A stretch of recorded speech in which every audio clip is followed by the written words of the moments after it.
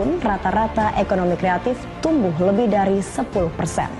Menurut Menparekraf, Indonesia memiliki visi untuk mencapai Indonesia Emas 2045, salah satunya melalui ekonomi kreatif. Saya percaya ekonomi kreatif di Indonesia dan di banyak negara lainnya akan menjadi tulang punggung ekonomi di masa depan.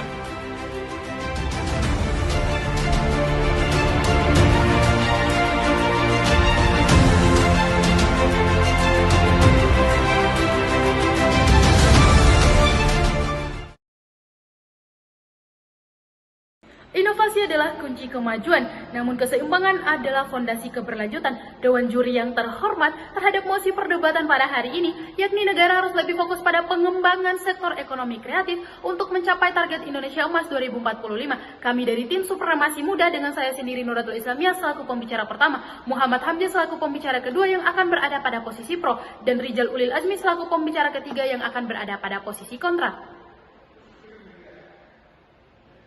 Assalamualaikum warahmatullahi wabarakatuh. Salam sejahtera bagi kita semua, salam Om Swastiastu, Namo Buddhaya, dan salam kebajikan.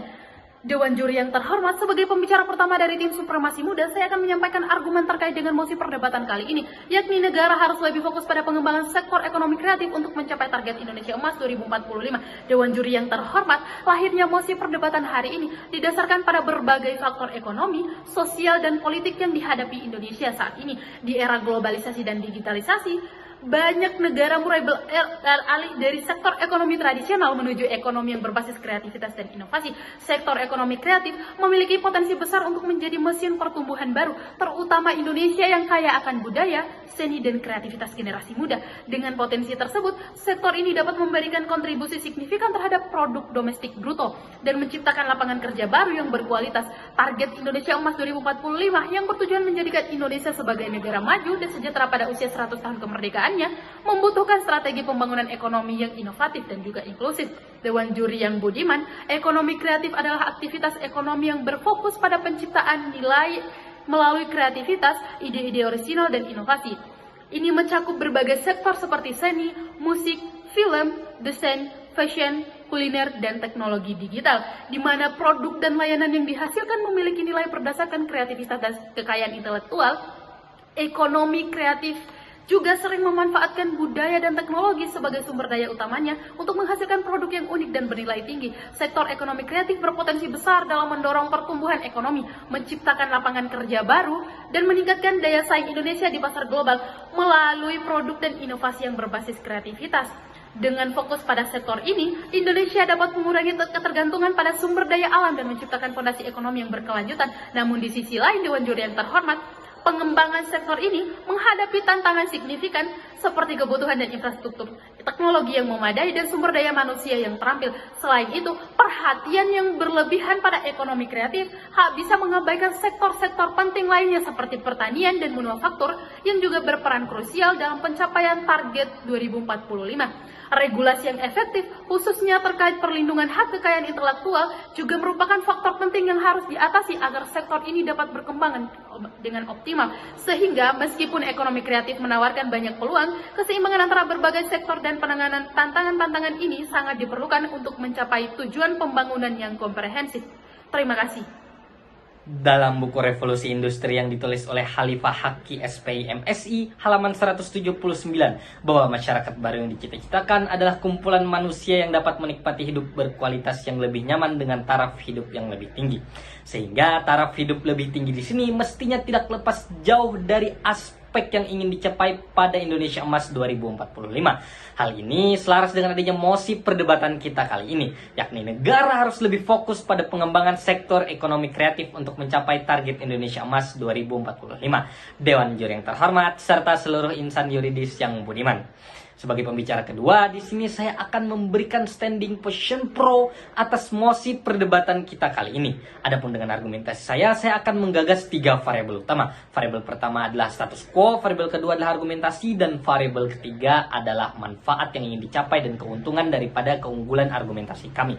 Baik, memasuki dari variabel saya yang pertama yakni status quo. Pengembangan sektor ekonomi kreatif adalah elemen terpenting untuk mencapai target Indonesia Emas sebagaimana yang dapat kita lihat dari berbagai aspek yang menguntungkan dalam lapangan kerja, diversifikasi ekonomi, inovasi dan kreativitas, pengembangan berkelanjutan pariwisata kreatif.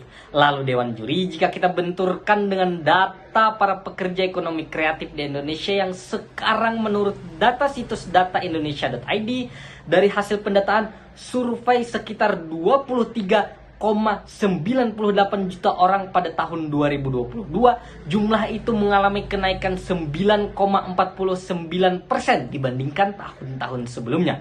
Sedangkan dana yang ada tidak sesuai dengan peningkatan tersebut, sebagaimana dana yang 23% masih rendah dibanding sektor lain pada kapita IPO. Dari data di atas, maka dapat kita perhatikan bahwasanya sektor ekonomi kreatif menjadi peluang emas sebagaimana visi 2045 membutuhkan fokus yang lebih khusus pada dana dan lain sebagainya, tidak hanya pada dana, sehingga mencapai target Indonesia Emas. Dewan Juri, adapun terkait daripada argumentasi utama saya, yakni sektor ekonomi kreatif memiliki kemanfaatan yang lebih luas untuk mencapai target Indonesia Emas 2045. Tentunya hal ini akan menjadi salah satu langkah strategis dalam mewujudkan visi Indonesia Emas 2045. Karena pada dasarnya tujuan utama Indonesia Emas 2045 adalah menjadikan Indonesia sebagai negara maju, adil, makmur, dan berdaya saing di tingkat global, Dewan Juri, dengan masyarakat yang sejahtera dan berkeadilan sosial. Sehingga untuk mencapai kesemua hal tersebut, negara perlu lebih fokus pada pengembangan sektor ekonomi kreatif.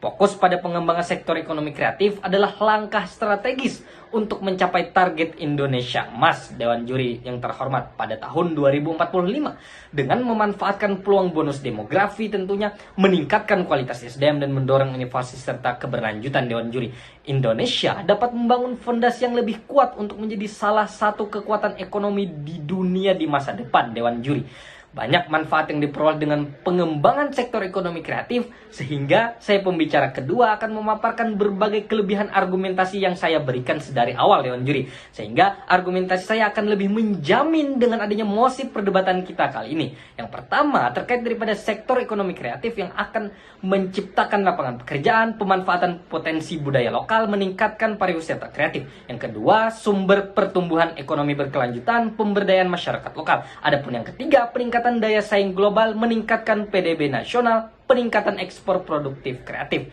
Dewan Juri yang terhormat, dengan ini menyatakan saya sangat setuju dan bangga dengan adanya mosi perdebatan kita kali ini. Sekian dari saya. Wassalamualaikum warahmatullahi wabarakatuh.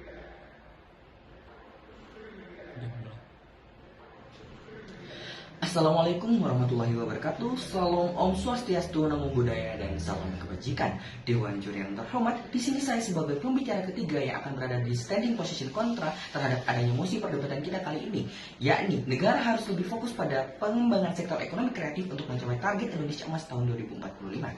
Dewan Juri yang terhormat, memang benar adanya bahwa sektor ekonomi kreatif telah menunjukkan pertumbuhan yang menjanjikan. Akan tetapi kita harus melihat realita bahwa Indonesia masih menghadapi berbagai tantangan mendasar di sektor-sektor lain yang sangatlah krusial.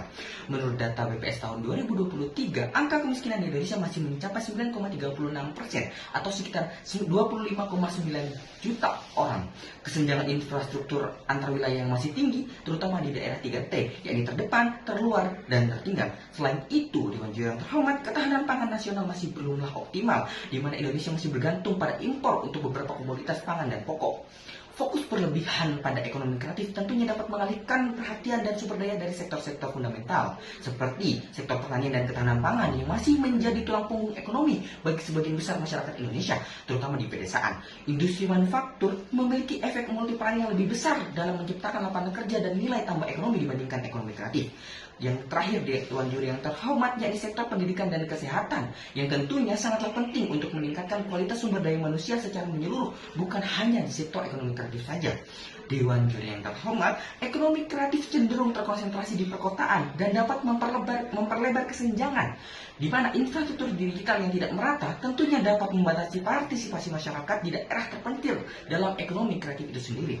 Selain itu, Dewan Juri yang terhormat, fokus pada ekonomi kreatif dapat mengabaikan potensi pengembangan sektor tradisional yang masih menjadi sumber penghidupan bagi sebagian besar masyarakat di Indonesia. Dewan Juri yang terhormat, Ketergantungan berlebihan pada ekonomi kreatif dapat meningkatkan kerentanan ekonomi karena sektor ini sangatlah sensitif terhadap perubahan tren dan selera konsumen yang cepat berubah. Dalam situasi krisis contohnya seperti pandemi COVID-19, sektor ekonomi kreatiflah yang termasuk sebagai sektor yang paling terdampak dan sulit untuk dipulihkan. Oleh karena itu, Dewan Juri yang terhormat, alih-alih fokus berlebihan pada ekonomi kreatif, negara seharusnya mengadopsi pendekatan pembangunan yang lebih seimbang dan inklusif dengan memperhatikan semua sektor ekonomi, memprioritaskan investasi pada infrastruktur dasar pendidikan dan kesehatan untuk meningkatkan daya saing secara nasional dan keseluruhan, mendorong inovasi dan digitalisasi di semua sektor, bukan hanya di sektor ekonomi kreatif untuk meningkatkan produktivitas nasional, fokus pada pengembangan industri bernilai tambah tinggi dan menciptakan lapangan kerja berkualitas dan mendorong alih teknologi. Oleh karena itu, Dewan Juri Yuda yang terhormat, dengan pendekatan yang lebih komprehensif dan seimbang ini, tentunya Indonesia akan memiliki fondasi yang lebih kokoh untuk mencapai visi Indonesia Emas pada tahun 2045 tanpa terlalu bergantung pada satu sektor saja, Dewan Juri yang terhormat. Oleh karena itu, saya mengucapkan bahwasanya saya tidak sepakat dengan adanya musti perdebatan kita kali ini. Terima kasih. Wassalamualaikum warahmatullahi wabarakatuh. Dewan Juri yang terhormat, tibalah kita di penghujung perdebatan pada hari ini. Berdasarkan argumentasi dari pembicara pro dan kontra, dapat disimpulkan dua hal krusial pada perdebatan kali ini. Argumentasi pembicara kedua yang berada pada posisi pro mengatakan fokus pada pengembangan sektor ekonomi kreatif adalah langkah yang strategis untuk mencapai target Indonesia Emas 2045. Karena pada dasarnya tujuan Indonesia Emas 2045 adalah menjadikan Indonesia sebagai negara maju, adil dan makmur, dan berdaya saing di tingkat global, serta masyarakat yang sejahtera dan berkeadilan sosial. Sehingga untuk mencapai semua hal tersebut, negara perlu fokus pada pengembangan sektor ekonomi kreatif. Sektor ekonomi kreatif memiliki potensi kemanfaatan yang luas seperti menciptakan lapangan kerja, memanfaatkan potensi budaya lokal, sumber pertumbuhan ekonomi berkelanjutan, pemberdayaan masyarakat lokal, dan meningkatkan daya saing global. Di sisi lain, pembicara ketiga mengatakan fokus berlebihan pada ekonomi kreatif dapat mengalihkan perhatian dan sumber daya dari sektor-sektor yang fundamental, seperti pertanian dan ketahanan pangan. Sektor ini masih menjadi tulang punggung ekonomi bagi sebagian besar masyarakat Indonesia, terutama di pedesaan, dan juga pendidikan dan kesehatan.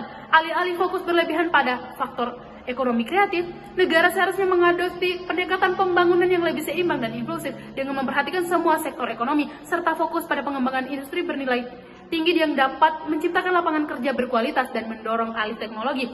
Dalam kesimpulannya, Dewan Juri yang terhormat, pengembangan sektor ekonomi kreatif memiliki potensi signifikan untuk mendukung pertumbuhan ekonomi dan pencapaian target jangka panjang Indonesia. Sektor ini dapat menawarkan inovasi, menciptakan lapangan kerja baru, dan memperkuat daya saing global. Namun, untuk mencapai hal yang optimal tersebut, penting untuk memastikan bahwa fokus pada sektor ini tidak mengabaikan sektor-sektor lain yang juga penting bagi perekonomian nasional.